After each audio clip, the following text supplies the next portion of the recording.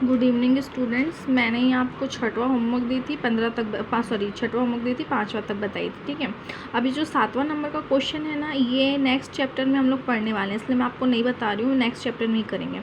अब ये 7, 8, 9 और जो 10 है वो लगभग एक जैसा क्वेश्चन बनेगा। ठीक है, तो ये जो क्वेश्चन है ना, मैं इसमें आपको 8वां नंबर का क्वेश्चन बता रही हूँ और उसके बाद में मैं आपको आगे का बताती हूँ। ठीक है, चलो देखते हैं। देखिए, इस टाइप के क्वेश्चन में क्या है, प्रश्न को अच्छे से पढ़ते हैं। तो प्रश्न क्या है, देखो, दो संख्याओं का योग 25 है। मतलब कोई संख्याएं हैं, उनका योग कितना है, 25 है। उनके व्युत्क्रमों का योग कितना है, 1/4 है। संख्याएं क्या कीजिए, ज्ञात कीजिए। और हिंट दिया है कि हमको ये वाला फॉर्मूला में क्या करना है, वैल्यू को पुट करना है करके। ठीक है, तो चलो अब मैं आपको बताती हूँ। तो ये हो गया, माना कि पहली संख्या x है और दूसरी संख्या y है, क्योंकि दो संख्याएं हैं कोई, तो पहली संख्या x और दूसरी संख्या y है। तथा उनका व्युत्क्रम, क्योंकि यहाँ पर क्वेश्चन में दिया हुआ है, देखो तो उनके व्युत्क्रमों का योग बोला है। ठीक है, तो व्युत्क्रम भी मानना पड़ेगा। x का व्युत्क्रम क्या हो जाएगा, 1/x, और y का व्युत्क्रम क्या हो जाएगा, 1/y है। तो प्रश्न से उनका योग, तो x धन y बराबर क्या हो गया, 25। इसको दे दिए समीकरण 1।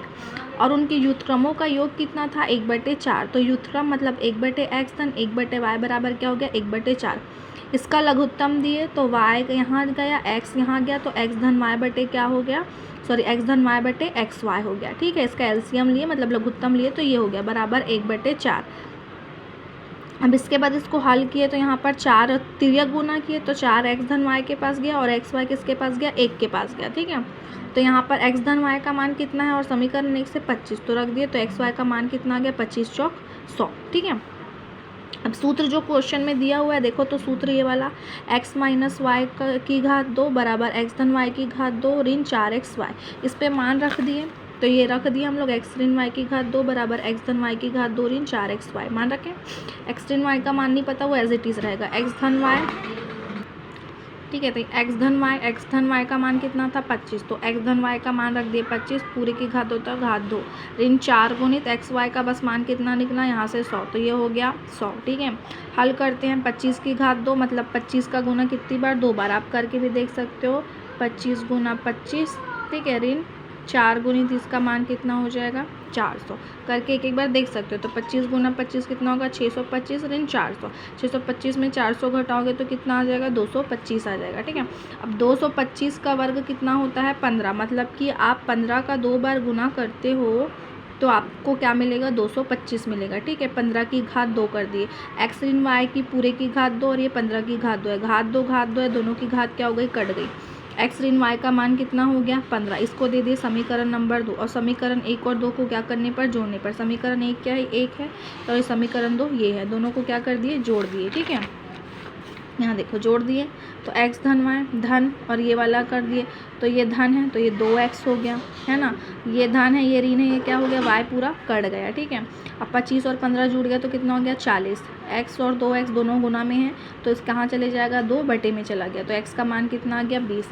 समीकरण 1 फिर से किस में का मान रखेंगे, x का मान रखेंगे, तो x धन y बराबर 25, y इधर पक्षांतर हो गया, 20 इधर पक्षांतर हो गया, तो 25 में से 20 गया तो कितना आ गया, 5। तो वह संख्याएं क्या होगी, 20 और 5 होगी। ठीक है, अब इसी के जैसे सेम क्वेश्चन गिन लोग हैं सारे के सारे। ये देखो, दो संख्याओं का अंतर, इसमें योग दिया था, इसमें अंतर दिया है, तो अंतर का मतलब क्या हो जाएगा, माइनस संख्या x और y है, और x ऋण y का मान कितना होगा, 14 होगा। और उनके वर्गों का अंतर का मतलब क्या होगा, ये x ऋण y पूरे की घात 2 का मान कितना है, 448 है। संख्याएं ज्ञात कीजिए, सेम इस सूत्र पे मान रखोगे, x की घात 2 ऋण y की घात 2 का मान कितना होगा, 448, और x ऋण y का मान कितना होगा, x ऋण y। जब इसको हल करोगे तो x धन y का मान निकलेगा, और उसके बाद में क्या करोगे, वही समीकरण 1 समीकरण 2 करके हल करोगे और उस मिल जाएगा। ठीक है, फिर 10वें नंबर का क्वेश्चन क्या है, दो संख्याओं का गुणनफल। अब गुणनफल मतलब क्या है, x और y का मान दे दिया, x और y का मान कितना है, 45, और उनका योग मतलब क्या हो जाएगा, x धन y का मान कितना हो जाएगा, 14। संख्याएं ज्ञात कीजिए, तो आपको ये वाले सूत्र में मान रखना है, योग का मान रखोगे यहाँ पे 14, और एक्स वाई का मान क्या रखोगे, 45, और यहाँ से एक्स ऋण वाई का मान ढूंढ के निकालना, क्वेश्चन बन जाएगा। अब मैं आपको 11वां क्वेश्चन बता रही हूँ। ठीक है, अब 11वें क्वेश्चन क्या है, देखो, 5 वर्ष पूर्व मेरी आयु मेरे पुत्र की आयु की तिगुनी थी। ठीक है, क्वेश्चन घूमने वाला है लेकिन समझना पड़ेगा।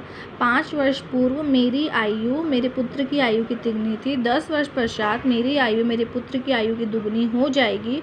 मेरी व मेरे पुत्र की वर्तमान आयु क्या करना है? याद करना है। ठीक है, तो चलो देखते हैं क्वेश्चन।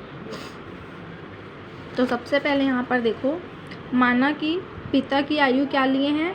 y, तथा पुत्र की आयु क्या लिए हैं? x। ठीक है, माना पिता की आयु y है और पुत्र की आयु क्या है? x है। प्रश्न से 5 वर्ष पूर्व, 5 वर्ष पूर्व मतलब 5 साल पहले। ठीक है, तो जब भी मैं बोलूँगी कि 5 साल पहले की बात करूँगी तो तुम अपनी एज से क्या करोगे? 5 को घटा दोगे, क्योंकि आज तुम्हारी एज मान के चलो 15 साल है, तो 5 साल पहले की बात करूँगी तो आप क्या करोगे? 15 में से 5 को घटा दोगे कि नहीं घटाओगे? तो वही वाली बात यहाँ पर हो रही है। 5 वर्ष पूर्व बराबर, यहाँ पर देखो, पिता की आयु बराबर 3 गुणित पुत्र की आयु, क्योंकि प्रश्न में बोला है कि 5 वर्ष पूर्व मेरी आयु मेरे पुत्र की आयु की कितनी थी? तिगुनी थी करके। तो इसीलिए पिता की आयु बराबर 3 गुणित पुत्र की आयु। ठीक है, ये वाला लाइन कैंसिल हुआ है तो उसको कैंसिल कर देना। ठीक है, तुम लोग अच्छे से लिखना, मेरे से मिस्टेक हो गई थी। पुत्र की आयु क्या थी? पिता की आयु क्या थी? y, तो y ऋण 5। 3 गुणित बोला है तो 3 को बाहर लिखिए और x ऋण 5, पुत्र की आयु की तुगनी थी इसलिए। ठीक है, y ऋण 5 बराबर 3x और 5 दिया 15। ठीक है, एक्स वाई को एक तरफ किया और नंबर्स को एक तरफ किए, तो 3x इधर गया तो ऋण में और ऋण 5 इधर गया तो धन 5, तो ऋण 15 में से धन 5 गया तो कितना बचा? ऋण 10, क्योंकि समीकरण 1। अब 10 वर्ष पश्चात, अब 10 वर्ष की बात करूँगी तो मैं अपनी उम्र में क्या करूँगी? जोड़ दूँगी। अभी मान के चलो मैं 20 साल की हूँ, 10 साल की बात करूँगी तो मैं कितने साल की हो जाऊँगी? 30 साल की। तो उसमें क्या कर देंगे? जोड़ देंगे। तो पिता की आयु बराबर क्या हो जाएगी? 2 गुणित पुत्र की आयु। ये कहाँ से आया? प्रश्न से ही आया कि 10 वर्ष पश्चात मेरी आयु मेरे पुत्र की आयु की क्या हो जाएगी? दुगुनी हो जाएगी। ठीक है, तो इसलिए इसको लिख लिए। तो y धन 10 बराबर 2 गुणित x धन 10, गुना कर दिए। y धन 10 बराबर 2x धन 2 दहां 20। ठीक है, फिर से x को एक तरफ, xy को एक तरफ और नंबर्स को एक तरफ। धन 2x है, इधर ऋण 2x हो जाएगा, ये 20 ऋण 10 हो गया। तो y ऋण 2x बराबर 10, ये हो गया क्वेश्चन नंबर 2। समीकरण 1 व 2 से, मतलब वही आप समीकरण 1 को 2 को जोड़ो या घटाओ। ठीक है, तो मैंने इसको क्या कर दी हूँ? घटा दी हूँ। ठीक है, तो यहाँ धन था तो ऋण हो गया, ऋण था तो धन हो गया, साइन चेंज हो जाता है, और यहाँ धन था तो ऋण हो गया। ठीक है, तो एक धन एक ऋण क्या हो गया? कट गया। ये धन है, ये ऋण है, तो ऋण 3 में धन 2 गया तो कितना बचा? ऋण x बचा, मतलब ऋण 1 बचा। ये भी ऋण है, ये भी ऋण है, तो ऋण और ऋण 20 हो गया। इस ऋण से इस ऋण वाला ऋण क्या हो गया? कट गया। तो x बराबर क्या हो गया? 20। और हम किसकी आयु x माने थे? पुत्र की आयु। तो पुत्र की आयु क्या हो गई? 20 वर्ष। ठीक है, अब उसके बाद पिता की आयु की वैल्यू निकालनी है ना, तो y ऋण 3x बराबर ऋण 10, मान रख दिए x का, हल किए तो इसका मान क्या आ गया? y बराबर 50। अब मैं वर्ड्स में नहीं लिख रही हूँ, लेकिन यहाँ पर आपको लिखना पड़ेगा। पुत्र की आयु 20 वर्ष होगी तथा पिता की आयु 50 वर्ष होगी। ठीक है, अब इसके बाद के क्वेश्चन है ना, ये कभी नहीं पूछते हैं 12, 13 और 14, इसलिए आपको नहीं बता रही हूँ। इवन अगर हमारी क्लासेस लगती हैं तो अगर आपको हमारे पास टाइम बचता है तो हम लोग वो पढ़ेंगे। ठीक है, तो अभी आप लोग का आज का होमवर्क है, ये 9-10 करोगे, उसके बाद 11th वाला बनाओगे। ठीक है, चलो बाय। और हाँ, मेरा होमवर्क मेरे पास ही चेक कराना, और अंजलि मैम जो बनाते हैं, अंजलि मैम वाला होमवर्क उनके पास चेक कराना। ठीक है, क्रॉस मत कर देना, नहीं तो मैम डांटेंगे कि मेरा होमवर्क उनको भेज दिया और उनका होमवर्क मुझे भेज दे। वैसे तो मोस्टली तुम लोग भेजते नहीं हो, पर भेजना होमवर्क। ठीक है, चलो बाय। क्योंकि इस मंथ ये जो सितंबर ख़त्म होगा ना, तो सितंबर तक कितना पढ़ाया गया है, कभी भी सितंबर ख़त्म होने के बाद तुम्हारी कॉपी घर मंगाई जाएगी। मैं तो मोस्टली अपनी साइंस और मैथ्स की कॉपी मंगवाऊंगी ही कि किसने कितनी पढ़ाई की है और किसने कॉपियाँ बनाई है कि नहीं बनाई हैं। ठीक है, तो प्लीज़ अपनी कॉपी प्रिपेयर रखना। ठीक है, चलो बाय।